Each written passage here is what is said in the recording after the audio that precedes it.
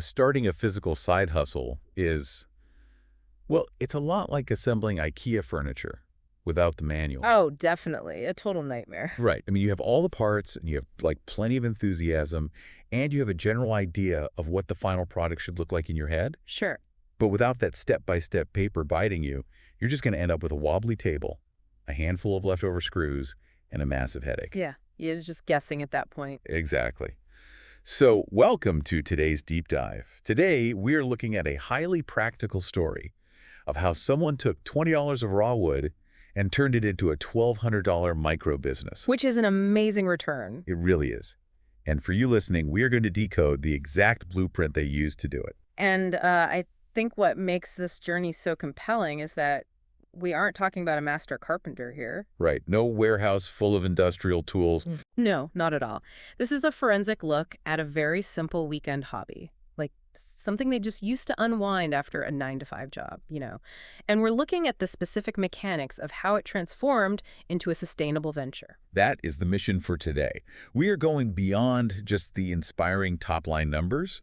We are going to dissect the actual products that move the needle. The stuff that actually sells. Yes, and the underlying pricing math that makes or breaks a beginner. And probably most importantly, the fatal mistakes that will tank your profits if you aren't paying attention. Yeah, because there are a lot of landmines. But to really understand how this builder pulled it off, we have to start with a core realization they had early on. Okay, set the stage for us. Well, it's a behavioral principle that applies far beyond just woodworking. The realization was simply this: people do not buy complicated craftsmanship. They don't. No, they buy useful, attractive solutions that they can immediately put to work in their homes. I love that distinction because, it takes all the pressure off. You don't have to be some artisan making museum pieces. Exactly. And to see that in action, we just have to look at the unexpected project that started this whole $1,200 journey.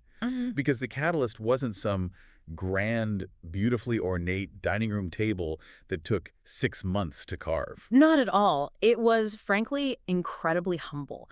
The very first sale this builder ever made was just a simple, rustic, floating shelf. A floating shelf, just a basic shelf on the wall. Yep. A neighbor happened to be visiting, saw this floating shelf mounted on the wall, one the builder had literally just thrown together for their own living room, and essentially asked, hey, can you make one of those for my place? Wow. So there was no targeted marketing campaign? Nope. No social media ads. It was just visible proof of a useful product. But let's break down the math of that very first transaction because I think it reveals so much. Let's do it. The materials for this floating shelf cost the builder less than $20, but the neighbor happily paid $65 for it. Which represents just a fantastic margin for a beginner's very first commission. But wait, let me play devil's advocate for a second here. Okay, go for it. If I'm the buyer and I walk into a home improvement store, I can see what wood costs. Why on earth would I hand over $65 for something that is fundamentally just $20 of pine? Isn't the buyer just massively overpaying for a few pieces of raw timber? See, that is the exact mental hurdle most beginners stumble over, and it gets right to the behavioral economics of the consumer. You have to remember, customers are not buying raw materials. Okay. When they look at a stack of 2x4s at the hardware store, they don't see a finished shelf. They see work. Oh, that makes sense. Right. So when they hand over that $65, they are paying for 3 highly specific things: craftsmanship, custom-made quality, and above all else, convenience. Ah, convenience. They are buying their weekend back. Precisely. The aha moment here is that you aren't competing with the hardware store. You are competing with the customer's free time. Because they don't want to buy a saw. Exactly. They don't want to learn how to measure, cut, sand, and stain. They are paying you to remove all of that friction. The moment this builder realized they were selling, saved weekends rather than assembled wood, the entire business model just clicked into place. Okay, that changes the whole perspective. But, having one lucky sale to a neighbor who happens to walk through your living room is just a nice confidence booster. Sure, it's a fluke. Right. You can't build a reliable $1,200 revenue stream sitting around waiting for serendipity. You have to actively produce. You do. And that introduces a massive bottleneck, which forces the question, how do you actually establish a reliable production system? And that bottleneck is where almost everyone quits. Like so many people starting a new hobby, this builder initially turned to the internet for guidance. As you do. Right. They relied on free YouTube tutorials and just random open source woodworking plans downloaded from various blogs. Which sounds perfectly logical, right? I mean, it's budget friendly. It is. But those free plans are notorious for being fragmented. You download a PDF, and suddenly a crucial measurement is missing. Oh, yeah, it happens all the time. Or the video tutorial just glosses over a complicated joint, Yeah. assuming the viewer already has advanced knowledge. Yep. And instead of confidently building inventory that could actually be sold, the builder was spending, like, all their weekend hours just troubleshooting and fixing errors. It's the ultimate momentum killer. It really is. If you are constantly reverse engineering a flawed design, you cannot produce anything of value. It makes me think of trying to bake a really complex cake. You get a recipe that lists all the flour, the sugar, the eggs. You mix it perfectly. Okay. But at the end, the recipe just says, put it in the oven. Oh, no. No temperature, no bake time, just bake it. You are going to burn a lot of expensive ingredients before you magically guess the right settings. That is a perfect analogy, actually, because guessing costs both time and materials, and those are the two things a beginner has very little of. So the turning point in this journey was abandoning the piecemeal internet search and investing in a unified system. Specifically, they discovered a resource called Teds WoodWorking Plans.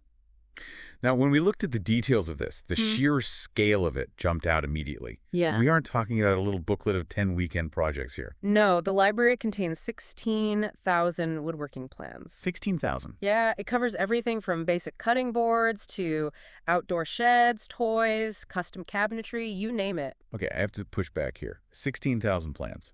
Honestly, that sounds like the opposite of a solution. How so? If I'm a beginner who is already overwhelmed and doesn't know what to build, giving me 16,000 options sounds like analysis paralysis. It's like the Netflix scroll of death, but for power tools.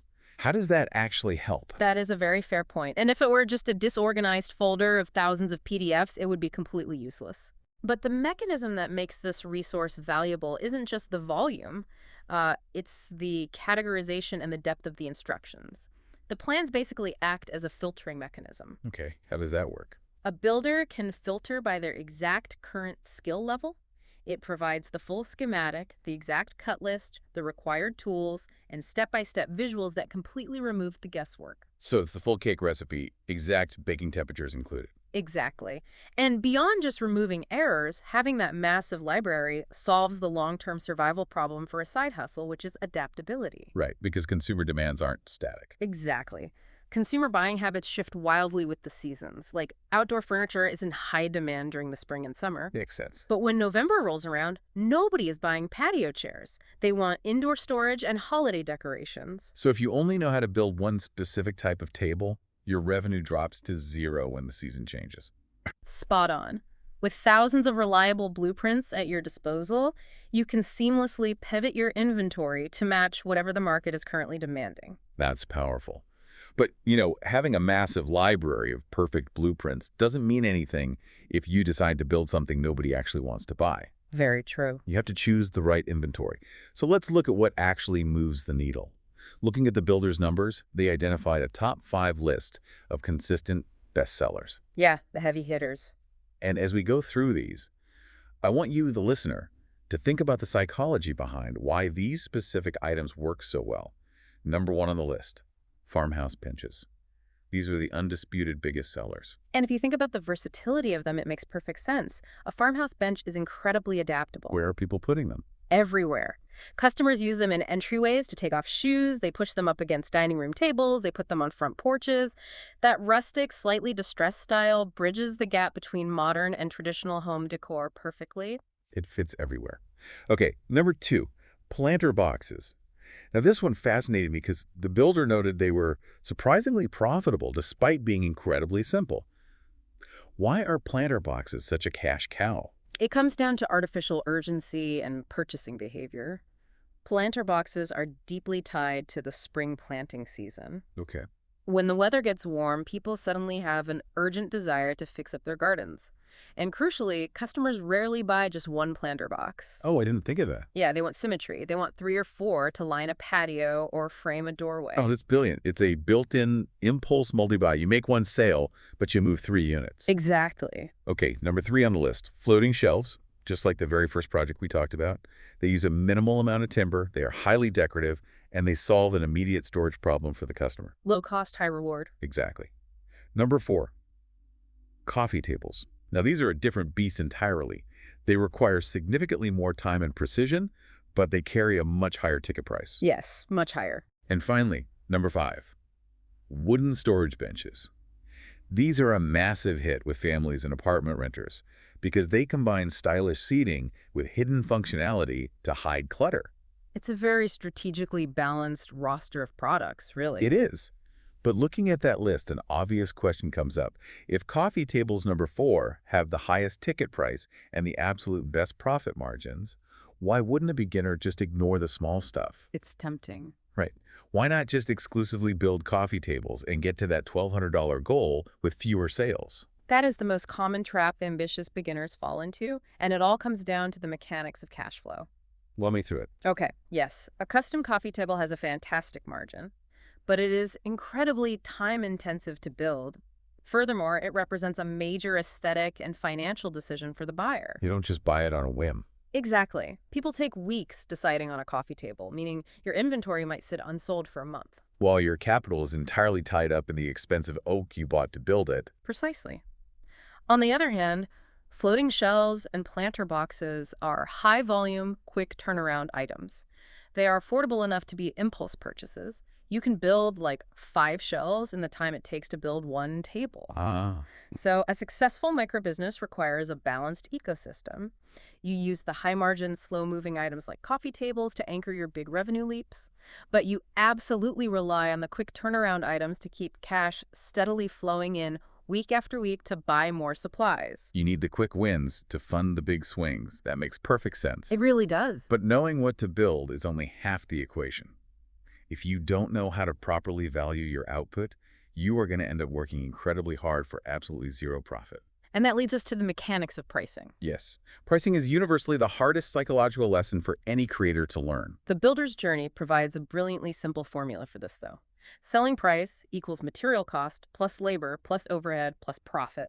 Let's break down the exact mathematical example they used, because seeing the invisible costs really clarifies why beginners fail. Let's do it. Let's run the numbers. Okay, imagine a hypothetical project. The raw materials, like the lumber itself, cost $45. Okay, 45. Next, you have to calculate your labor. Let's say the build takes exactly 4 hours, and you assign yourself a modest hourly rate of $25 an hour. So 4 hours at $25 is $100 for labor. Correct. Then you have to add overhead. Hold on, let's pause at overhead. This is where I always get confused. It trips a lot of people up. How do you possibly calculate the cost of like a single squirt of wood glue or the wear and tear on a piece of sandpaper? It seems impossible to track. It is impossible to track down to the penny, and trying to do so will drive you crazy. So what's the solution? The brilliant workaround here is assigning a flat buffer. The builder estimated a flat $15 per project for consumables. The glue, the screws, the stain, the sandpaper. You don't measure the glue, you just bake a $15 safety net into the price to cover all those invisible micro costs. That is incredibly practical. Okay, so we have $45 for wood, $100 for labor, and $15 for overhead. That brings the base cost to $160. Correct. $160 is simply the break-even point. That is what it costs the business to exist.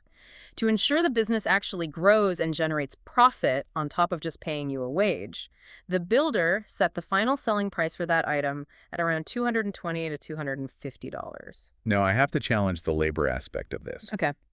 Looking at the beginning of this builder's journey, they admit they initially only charged enough to cover the cost of the wood. And if I am speaking directly to you, the listener, think about how often you do this in your own life. We all do it. You start a new skill, and you discount your own time. You think, well, I'm just learning, I'm slow, I make mistakes in my garage. It isn't fair to charge a customer for my labor until I'm an expert. Isn't there some truth to that? It feels noble, definitely, but it is mathematically fatal. Wow! Fail! Yes. The moment you decide to charge only for materials, you are effectively volunteering for a high-stress, unpaid internship in your own garage.